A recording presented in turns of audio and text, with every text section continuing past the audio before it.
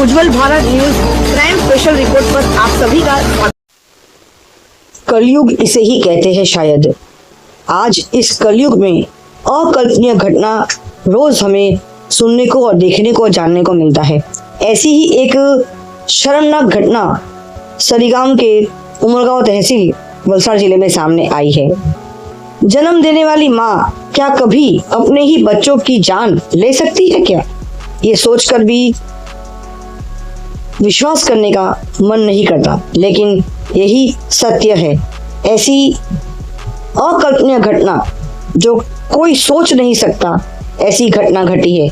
एक माँ ने खुद अपने 3 बच्चों की जान ले ली है। ये एक ऐसी शर्मसार घटना है जो पूरे समाज में, पूरे देश भर में नहीं, विश्व स्तर में एक ऐसी घटना सामने आई है जो कोई भी सुनकर वो सोच में पड़ जाएगा कि आखिर क्या इसे ही कलयुग कहते हैं?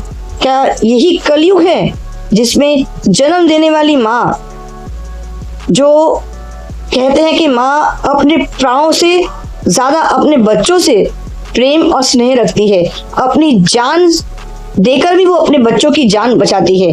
कहते हैं जब एक माँ अपने बच्चे को जन्म देती है तो उस स्त्री, उस महिला का पुनर्जन्म होता है।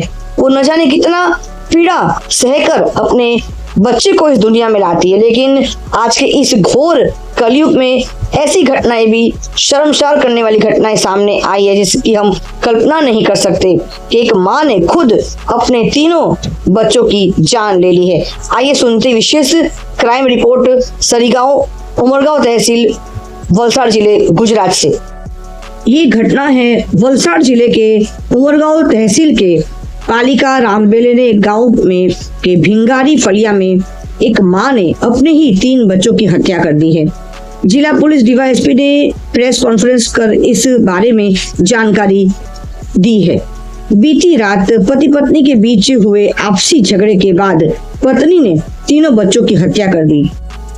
कहा जा रहा है कि उस पत्नी ने किसी और पुरुष के साथ अवैध संबंध रखे थे और इसी वजह से पति पत्नी के बीच आपसी झगड़े के बाद पत्नी ने 3 बच्चों की हत्या कर दी। देर रात जब पत्नी अपने किसी अवैध संबंध के पुरुष के साथ फोन पर बात कर रही थी तो उसके पति ने उसे टोका और उसे इसी बात पर बहस हुई और झगड़ा काफी हद तक आगे बढ़ गया। तब पति ने जब पत्नी को डांटा तो पत्नी ने गुस्से में आकर बच्चों की ही हत्या कर दी। पूरी घटना में मां ने खुद कोई लिक्विड पीकर सुसाइड करने की भी कोशिश की, ऐसा कहा जा रहा है। अंधे प्यार के चक्कर में 3 मासूम बच्चों की हत्या कर दी गई है। पूरी घटना से जिले में हड़कंप मच गया है। इस विशेष अपराध को लेकर उमरगांव तालुका के डीवाईएसपी श्री जेके पटेल जी क्या कहते हैं, आइए सुनते हैं। देखते रहिए उज्जवल भारत न्यूज, देश की प्रखर आवाज। बने रहिए चैनल के साथ क्योंकि आगे इस घटना के बारे में क्या और इस बारे में कहा जा रहा है उसे भी हम सुनेंगे। लेकिन फिलहाल पहले सुनते हैं कि डिपार्टमेंट डीवाईएसपी श्री जेके पटेल जी इस विशेष घटना के बारे में क्या कहते हैं। उज्जवल भारत न्यूज, देश की प्रखर आवाज, मुख्य संपादक सीमा भट्टाचार्य, विशेष क्राइम रिपोर्ट।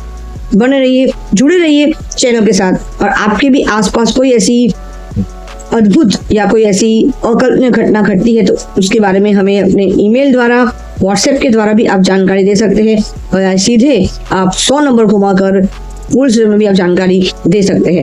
नमस्कार, धन्यवाद।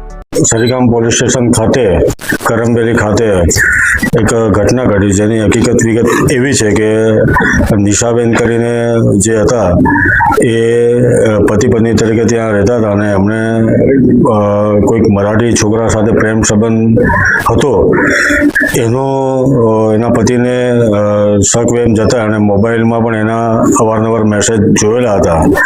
ગઈકાલે સાંજે એ બાબતે નાનો મોટો ઝઘડો થયેલો હતો અને થોડો ઠપકો પણ આપવામાં આવેલો હતો। એના અનુસંધાનમાં આ નિશાબેને પોતાના 3 બાળકોને ઝેર આપી, એટલે કે ફિનાઇલ આપીને કે કોશિકાથી ગળું દબાવીને કે કંઈક દુપટ્ટાથી કે કોઈ ગમે તે કારણથી મારી નાખીને હત્યા કરી દેવામાં આવી છે। આગળ શું પગલાં લીધા છે? એ બેનની તબિયત કેવી છે? અને એ બેને પોતે ફિનાઇલ પી લીધું હોય અને ફિનાઇલની બોટલ હાથમાં રાખીને ઘરમાં ફરતી હતી. હવે એ બેહોશ હાલતમાં મળી આવી હતી. હાલમાં હોસ્પિટલમાં એડમિટ છે. સ્થળ પરથી કંઈક તમે બોટલ્સ વગેરે વલસાડ સિવિલ હોસ્પિટલમાં એડમિટ છે અને સ્થળ પરથી હાલમાં ફિનાઇલની બોટલ, ગ્લાસ કબજે કરવામાં આવ્યો છે. શું નામ તમારું આખું? સંજયભાઈ મહેશભાઈ હરપતિ. સંજયભાઈ, આપ શું નોકરી કરો છો અને શું ઘટના બનેલી? અમે બોટમાં જાય કામ કર્યો હસ્તીમાં. કાલે શું બન્યું? કાલે ઝઘડો થયેલો હતો, જરાક બોલાબોલી થયેલી હતી. વાત કેમ કરી છોકરા સાથે એમ એટલે પૂછેલું હતું મેં. શું પૂછેલું? વાત કેટલા મહિના સુધી કરી એમ તે કે મને કે મેં 1 મહિના વાત કરી કે છોકરી કે તો કે મેં તેના અનકર વાત કરી ને તે કે મેં 5 મહિના ચાલુ કે મારું છેલ્લા કે 5 મહિના ચાલુ. તમને શંકા હતી? હા, શું શંકા હતી? મેં વાત કરી ફોન પર તને કોની સાથે વાત કરી? તે છોકરા સાથે વાત કરી. કેટલા સમયથી ઝઘડો ચાલતો તમારો? કાલથી એમ તો ખબર તો હતી પણ મેં કરતો નહીં, ઝઘડો નહીં કરતો હતો. પછી કાલે પછી એમ કહી લખ્યું બધું, એમાં કહી લખ્યું પછી તેને ફોન વાત કરાયો. તેના મોબાઈલના ફોટા અને બધું નંબર ટેક્સ્ટ મેસેજ બધા બધું હતું તે કહી નાખ્યું તેને. મારા ફોનમાંથી મેં ફોટા પાડ્યા, સ્ક્રીન ટચ બધા ફોટાઓ રિલેટ કરી લખ્યા તેમાંથી મારામાંથી. અત્યારે અમે 10 વાગે આવ્યો હતો. 10 વાગે મેં ડ્રિંક કર્યું હતું, મેં પછી સુઈ ગયો. સવારે જોયું ને 5 વાગે તે ઠીનલ લઈને ફરી આવ્યા. ઠીનલ હાથમાં લઈને પાણીનો ગ્લાસ લઈને આટા વગેરે આટા મારી આવ્યા. પછી મેં જોયું કેમ કરે એમ 3 છોકરા છે, 3 જણ. પછી પાછો ખાઈ ગઈ. પછી સુઈ ગઈ. પછી આમ રડી દેખાડે કોઈરાને. પછી રડી દેખાડીને પછી નીચે બેસી ગઈ. આવું કેમ કરે આમ સુઈશું. પછી મેં બી આમ સુઈ ગઈ. લાઈટ બંધ કરી નાખે, લાઈટ બંધ રાખી મૂકી ચાલુ રાખે, લાઈટ બંધ કરી નાખે. કઈ રીતે મારી નાખેલા? તો મને નહીં ખબર, તો સુઈ જવું તો 5 વાગે જોયો, સવાર ઉઠ્યો ને ત્યારે ખબર પડી. પોઈરા ના અલગ ત્યાં ખબર પડી. તમે કોના વિરુદ્ધ શું કર્યું? હા, તમે કોના વિરુદ્ધ શું ફરિયાદ નોંધાવી છે? અહીંયા ફરિયાદ શું કીધું પોલીસ સામે? માઇલા હતું તેમ તો નહીં કીધું, એ તો ખબર નહીં પડે. તે લખ્યું નહીં. છોકરાનું શું નામ છે? મારા છોકરાનું નામ અયંશ, વિહંશ, નાયરા. ઓકે. તમારી પત્નીનો કોઈ બીજા કોઈ છોકરા હતા? પ્રેમ સંબંધ હતો? વાત કરી હતી. શું હશે? લવ આમ થઈ ગયો. કોની હતો? એક મારવાડી રહેતો મારે થઈ ગયો છોકરો. શું ઘટના બની તમારા ઘરે? અમારા ઘરે તો કોઈ અમે ડોક્ટર પાસે કાલે હાજર આવેલા હતા ઘરે. એ લોકો ક્યાં કરતા હતા કે કોઈ જોને એમ કે મારા હાથે કે ઝઘડાયા કરતી છે એમ કે. તમે કેમ ઝઘડાયા કરે એમ કીધું. તો એમ કે ખબર નહીં કે કોઈ મારા હાથે ઝઘડાયા જ કરે જાણે એમ કે. તમે કેમ એમ કે તમે કીધું પોતે કીધું નિશામે કીધું હું કામ ઝઘડાયા કરે એમ કીધું કે કોઈ નહીં બોલી મારા હાથે. તે કોઈ બોલી નહીં બોલાય. તમે કહું દીકરા મેં કહું મારા બી દીકરા નહીં બોલે એમ કે. તમારા દીકરા તમને ભગવાન આપેલા છે, તમે હરકી રીતના ખાવો નહીં, હરકી રીતના રહેવો એમ કીધું. પછી તે બી કોઈ નહીં બોલી. તે પછી તે બહાર ગઈ, કોઈરાને પાણી મૂક્યું, નવડાવ્યા તે છતાં બી મેં ત્યાં જ ઊભી રહેલી. મેં પછી મને કોઈ લઈને પકડ નહીં કે તમે પકડ્યું તેને મેં નોઈશું. પછી બીજું ને લઈ જઈને નવડાવ્યું તેને આપી ગઈ મને કે લઈને કોઈ એમ કે તમે લેમ લાવ પછી તેને લીધું, તેને નોઈશું, તેને ખોરામાં રમાડ્યું મેં. પછી પેલી ના બીજી પોરી છોકરી છે તેને લઈ ગયા.